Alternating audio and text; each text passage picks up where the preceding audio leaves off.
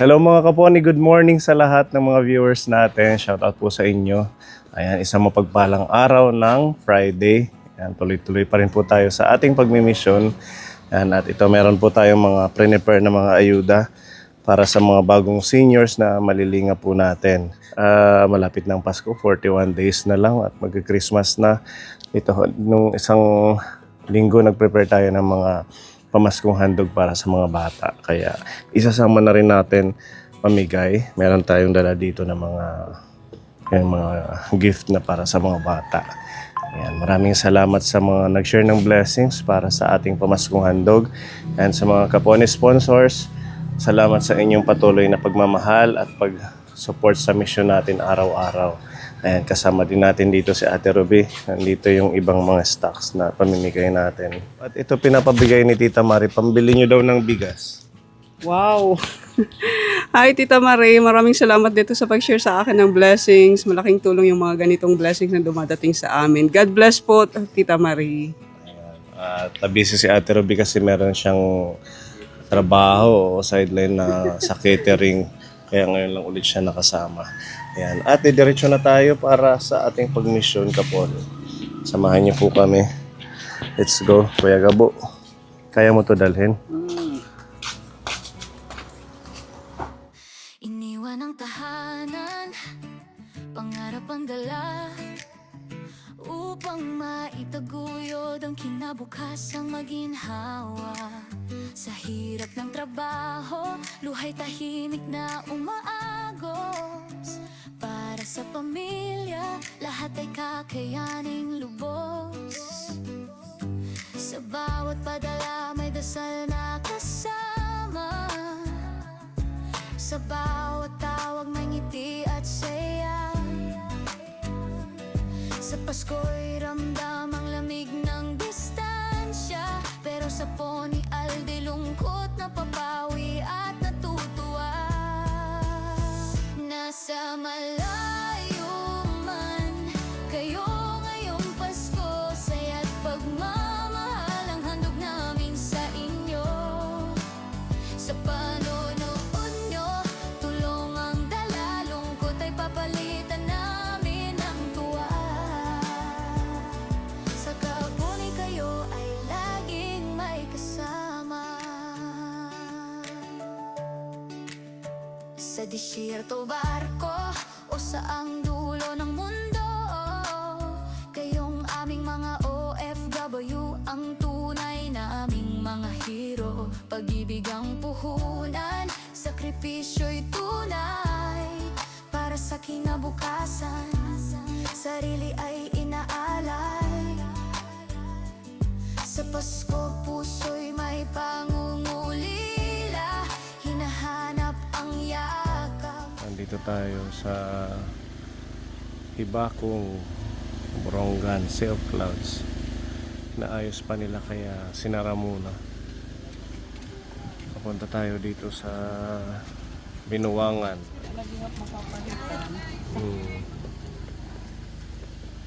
Eh di ba delikado mag-ano dyan? Mag-motor, pababa? Papunta sa Binuwangan. Di ba matarik yung daan? Okay naman, delikado. Makuro yung pag-akyat. Ha? Nandahan na lang ano. Kasi matarik dyan po ni sa unahan. Binuwangan. Parayo pa ito. Ibakong pa. Ibakong naman din, di ba? Sila din ito kompleto ba? Yes, pinaka-boundary. Out of the boundary. Anong tinawag ha yun? Hoy, snap!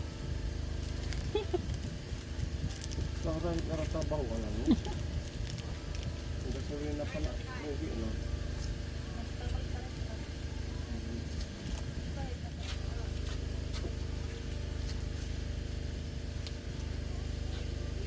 Marami na ito, ano? Ayok pa.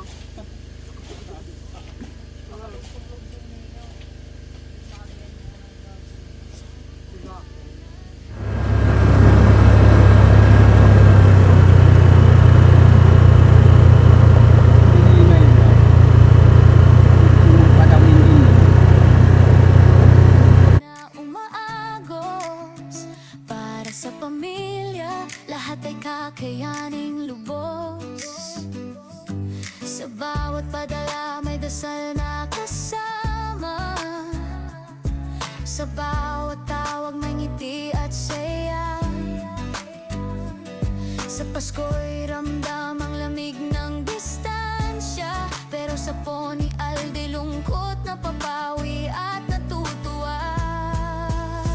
Nasa malayo man kayo ngayong Pasko, saya't pagmamahal ang handog namin sa inyo. Sa panonood nyo, tulong ang dala, lungkot ay papalitan namin ng tuwa. Sa Pony kayo ay laging may kasama. Sa disyerto barko o saang dulo ng mundo, kayong aming mga OFW, ang tunay naming mga hero. Pag-ibig ang puhunan, sakripisyo'y tunay para sa kinabukasan. Sarili ay inaalay. Sa Pasko puso'y may pangungulila, hinahanap ang yakap.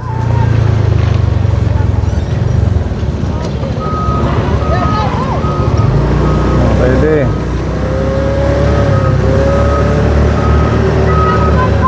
Salamat, kuya.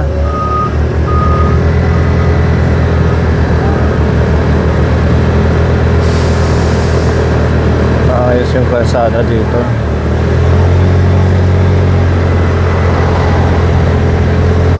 Nyo, tulong ang dala, lungkot ay papalitan namin ng tuwa.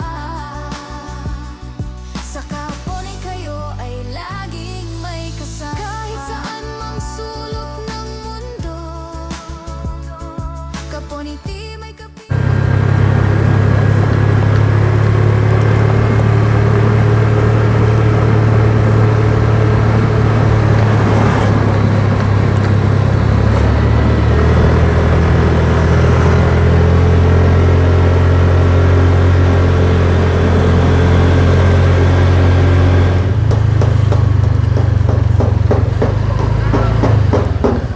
Asay na hindi ni po binuwangan. Din hinait.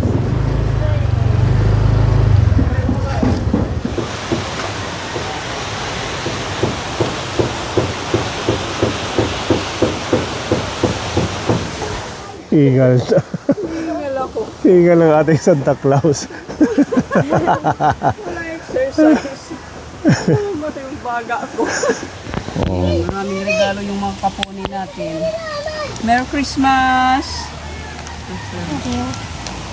Welcome, kuya. Ito pa mga kids. Hindi kayo mga bata. Ang daming pamasko ng kaponi. Yeah, bibi. Merry Christmas! Merry Christmas sa mga bata. Thank you po. Welcome. Thank you po.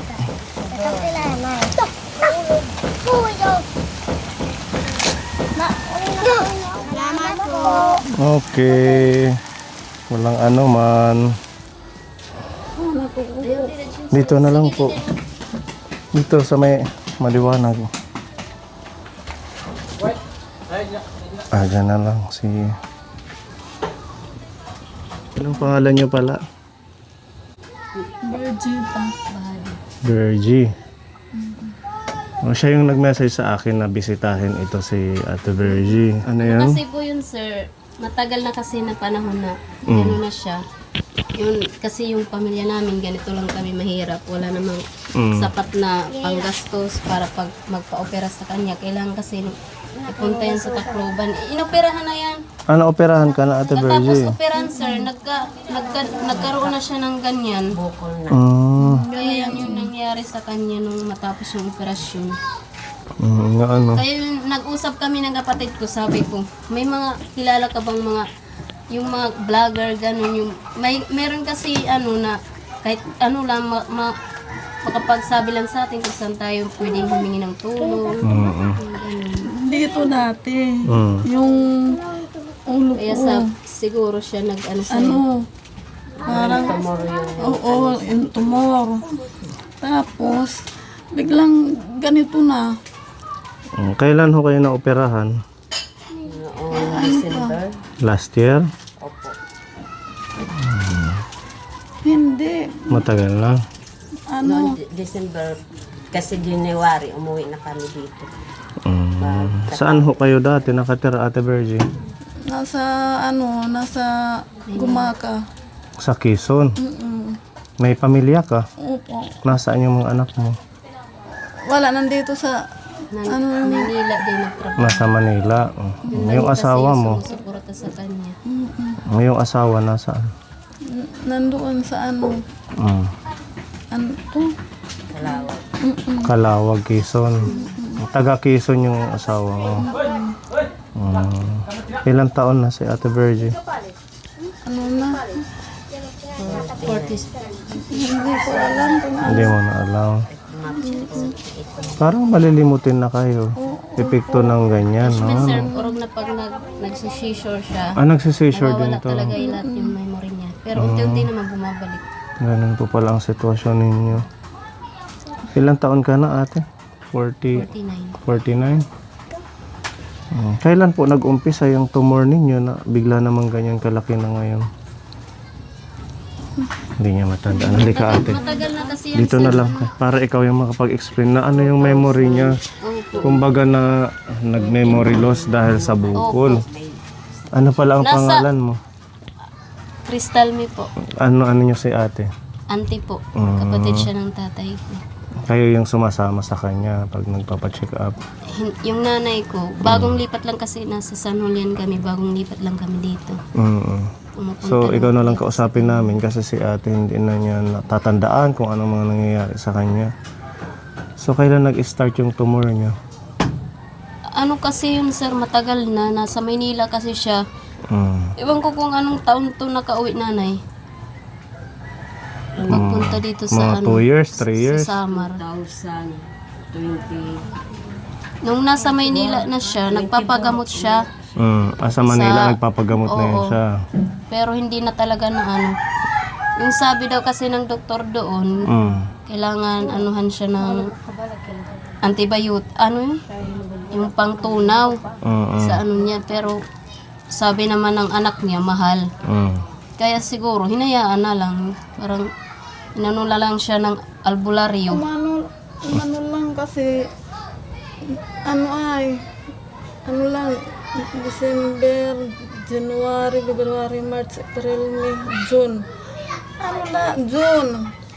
June, July, August, September, October, November. June la.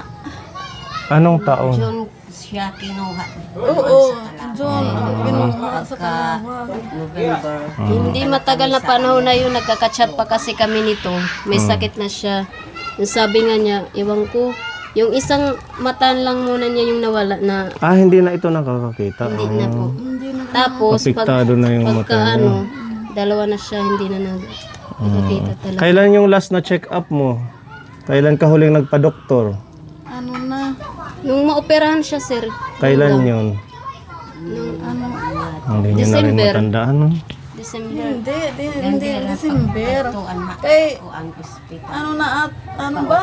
Nagpakuhan ka mo, nag-follow up check up ka ngayon.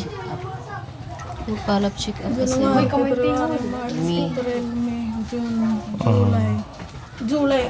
Tandaan nga July. August, September. Sige, ganito na lang po. Dahil hindi na talaga natin maano yung eksaktong taon, eksaktong buwan, kung kailan, nakalimutan na dahil siguro hindi na rin siya na nagpursige mag-check up dahil mahal. Ano yung sabi ng doktor na lang? Anong sabi ng doktor sa'yo? Sa follow-up check-up. Dito na si ate. Tatlo na tayong mag-usap-usap. Sabi niya na, sabi ng doktor. Halika ate. Hindi rin ma-explain kasi. Dito ka. Ano pala ang pangalan niyo? Pimia Ladjaw po. Ano niyo si nanay?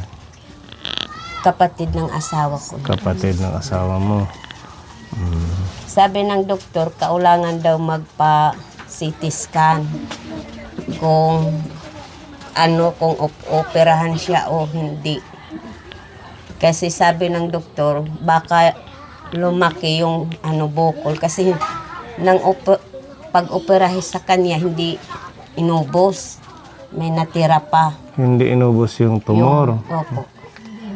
Ba? Kasi hindi man Hindi lahat yan natanggal lahat. tinatanggal, sabi nila. Paunti-unti daw.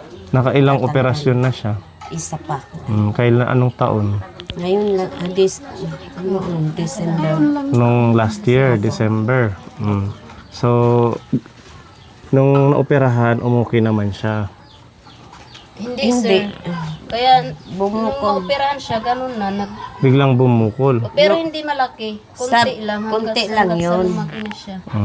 Sabi ng doktor, yung yung palabas daw na na 'di ba may tubig sa ulo natin.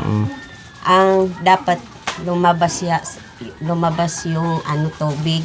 Kaya lang hindi na Yung hose, ilabas. yung parang hose na. Kasi yung yung tubo na naagusan ng ng tubig kaagad nila tinanggal.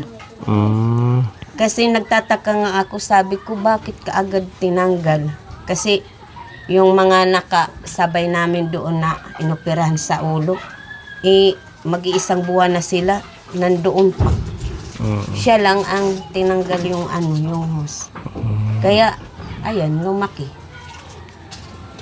Di sabi malikot daw sa ospital. Kaya tinanggal na lang yung hose. Hindi Kasi, kasi siya, dapat nga nakakateter pa yan nung nasa ospital nung bago siyang opera. Hindi talaga na nung magising siya. Nung nagkaroon siya ng malay na. Gusto lang talaga niya na tatayo lang pupunta ng CR. Anong sabi ng mga anak nito? Ilan ba yung anak niya? Tatlo. Anong sabi? Natulong naman iisa sa lang kanya. yung Kaya nga, sir, yung nag-aano sa kanya. Isa lang yung nag-ano talaga sa kanya. Isa lang. Nagbibigay yung isang anak. Sinusuportahan talaga siya kasi mahal yung niya, yung barley, yung Barley. oo. Oo, yun yung parang magandang supplement sa mga may Yun lang cancer. talaga yung inaano niya ngayon. So mula nung December, hindi na siya nadala sa doktor for follow-up. Wala na. Ay, nag-follow up sila. Dalawa pa. January ata yun na yan. Oo, pero ganyan na yung bukol. Or maliit pa lang. Hindi parang ganyan lang. Dito. Ano lang? Pag mag-follow up, check up kami. January. Sabi ng doktor, okay lang daw yun. Okay lang daw na may bukol. Oo. Kasi Tapos, yung tubig daw nga dapat lumabas. Yan daw naipon. Punta dito. so tubig yan na naipon.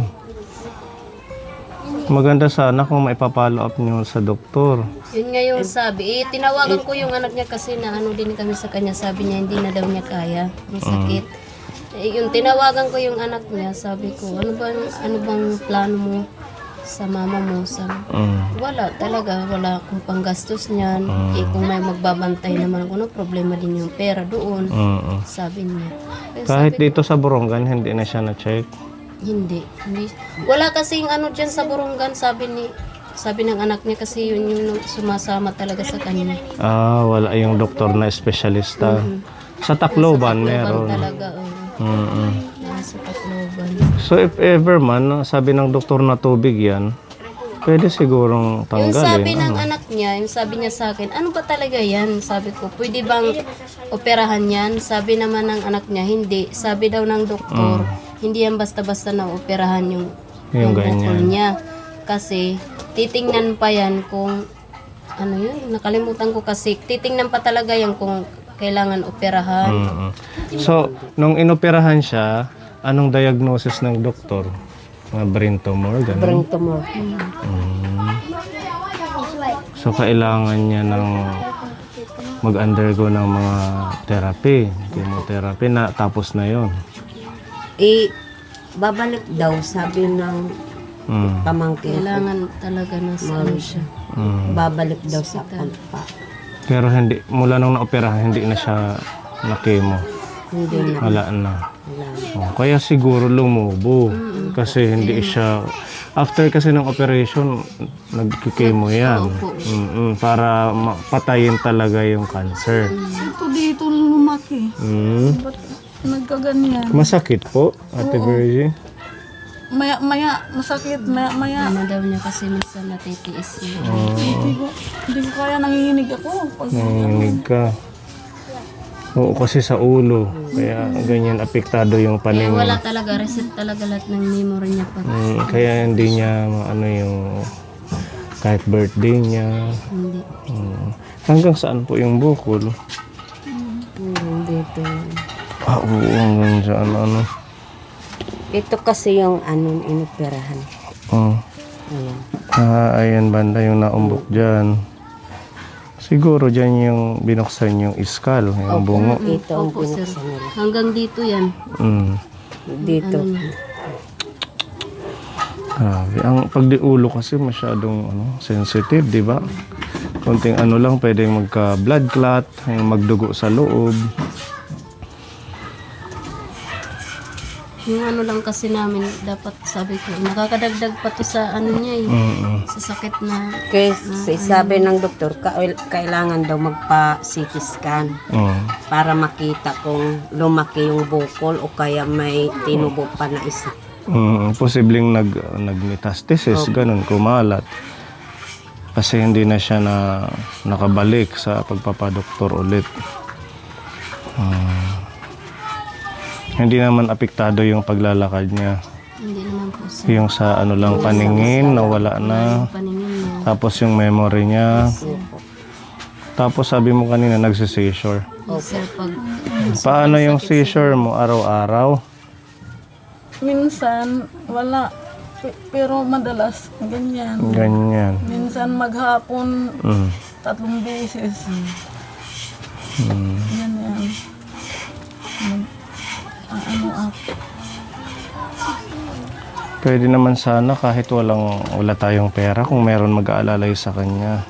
Madala siya sa Tacloban kasi ang pagpapakemo is libre. Meron tayong Cancer Institute doon sa Tacloban. Meron tayong ibang tinutulungan na may cancer din. Tapos pwede naman siyang pick upin ng ambulance. kaya Libre naman sa LGU yan. Sasagutin ng ating local government na madala siya doon. Kaso sabi niyo yung mga anak niya yung wala dito. Wala. nga nung magpunta nga sila sa Tacloban kasi nasa ano po, San Julian. Hindi nga daw sila nakakaano ng ambulance ata. Alam mo, kailangan kasi meron tayong mga medical abstract, yung hahawakan na kailangan niyang i-travel. Kasi kung wala yun, hindi kayo i-entertain. May papel ba ito? Yung mga record niya? Meron yan sir. Oo, yun yung dadalhin nyo sa Rural Health Unit. Tapos ang RHU sila ang magpapasa doon sa hospital or kung saan tayo nakakaingin ng tulong. Para sana ma-follow up. Kasi kung ganyan lang, hindi natin alam kung ano nangyayari sa ulo niya. Pwedeng mas lumala o kung ano man, huwag naman sana. Gusto mo pa bang magpunta sa doktor, magpagamot? Gusto mo. Kung magbibigay kami ng paunang tulong, kailangan meron mag-a-assist sa'yo, papunta doon. Dadalhin mo lang yung mga record mo para kasi titingnan ng doktor yon kung ano yung previous history mo. Para ma-check up ka. Sino ba ang sasama sa kanya at pwede kami nilang dalawa. kayong dalawa? Kahit isa lang muna para makatipid kayo Si sa nanay pamasahe. Kasi sila naman yung nag-ano doon. Una niyang ano. Sa ngayon, yun muna yung ating gagawin. Tapos i-ano nyo yung mga papel niya para maihingi nyo ng tulong sa kung halimbawa kailangan ng ambulance. Magtanong-tanong kayo sa RHU dito sa health center niyo. Kakaano naman nakakahiram ng anak ko. Para hindi na mahirapan sa pagta-travel. Lalo na hindi na siya nakakakita. Ate Virgie? Magpapagaling ka at magbabalik ka sa doktor. Kasi hindi biro yung ganyan. Baka Yes, sir. hindi natin alam. Baka may ugat na naipit or may kailangang agapan. Kaya ngayon yung sabi sa kanya ng dati ng doktor, baka walang problema daw sa mata niya, in-examine Yung ano siguro, kaya hindi siya nakakita, baka naiipit na yung mga ugat. Kasi nag-ano na siya parang Malaki na daw kasi yun. nag-expand yung sa may itong part na to. Tingnan mo yung ugat ka po. Parang sasabog yung ugat niya. Nakakatakot nga yan sir pag masakit kasi nakakatakot talaga. Ano? Pulang. Tapos pulang-pula siya. Kawawa naman, no? Hindi ka nauntog dati, ganon?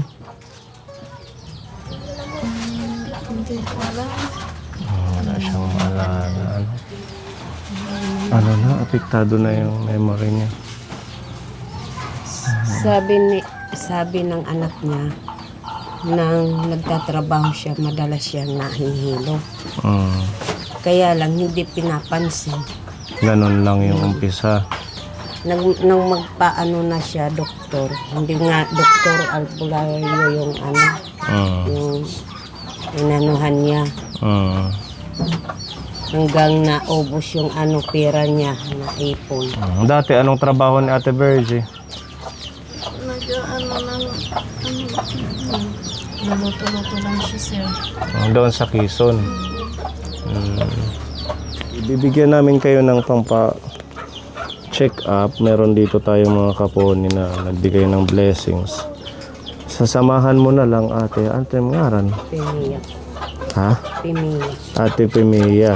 Siya yung asawa ng kapatid ni Ate Virgie. Meron dito tayong 3,000 peso para makapunta si ate sa hospital. Ayan, si Tita Donna may pinapabigay na 1,000. Tanggapin niya po. Kayo na po ang humawak. Tapos si Tita Marie may 1,000 pesos din. Tsaka si Tita Fedy. Yan, 1,000 pesos. Bali 3,000 yan. Ang ating paunang tulong para kay Ate Virgie. Para pagpa-check up siya, follow up doon sa Tacloban. Samahan mo na lang ate. No? Maraming salamat na lang po sa nagkano. Maraming salamat sa inyo.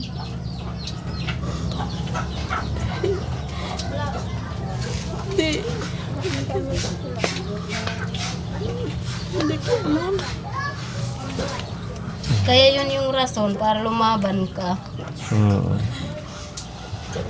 Maraming salamat. Hindi ko alam kung saan ang salita. Walang ano man po. At saka mag-pray ka lang, gagaling ka pa. Maraming salamat. Gagaling ka pa, Ate Virgie. Hindi ko masabi kung pero maraming salamat. Ayan, naiyak na din si nanay. Walang iba naman nag-aano sa kanya, ako lang naman. Kahit nga yung pagbantay doon, ako lang ang may sa pag-aalaga sa kanya. Tulungan nyo na lang. Kawawa naman kung lalo na wala dito yung mga anak niya. Maraming salamat talaga sir. Sa inyong pagmamahal ay natulungan natin si Ate Virgie, kay Tita Donna, Tita Marie, Tita Fedy, sa mga kaponi natin na patuloy pong sumusuporta para sa ating paglingap. Yan, nandito yung mga bata, mukhang excited na sila sa pamasko. Tara dito. Pila.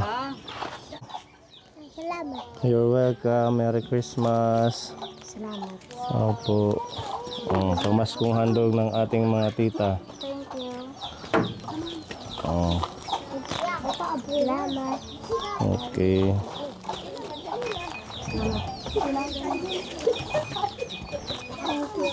Welcome. Thank you. Ng pamilya, sa bawat tahanan may kwento ng ligaya. Tunay na Pasko, hindi sa regalo, kundi sa pag-ibig sa bawat tao. Pagpapatawad, pagkakaisa, yan ang himala ng Pasko sa bawat isa.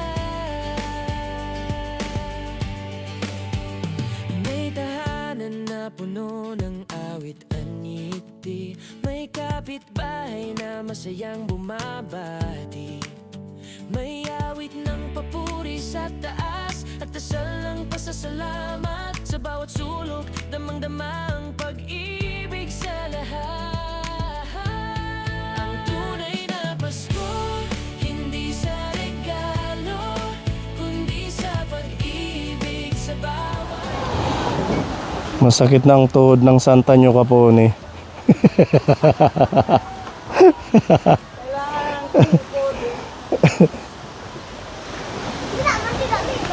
Meron dito pamasko sa inyo.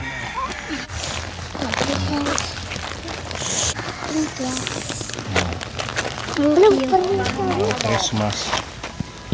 Hindi sa yaman, kundi sa kabutihan, kapatawaran at pagmamahalan.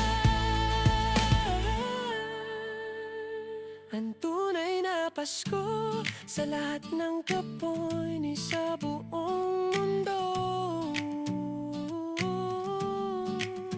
Naway maghari si Jesus sa inyong mga puso.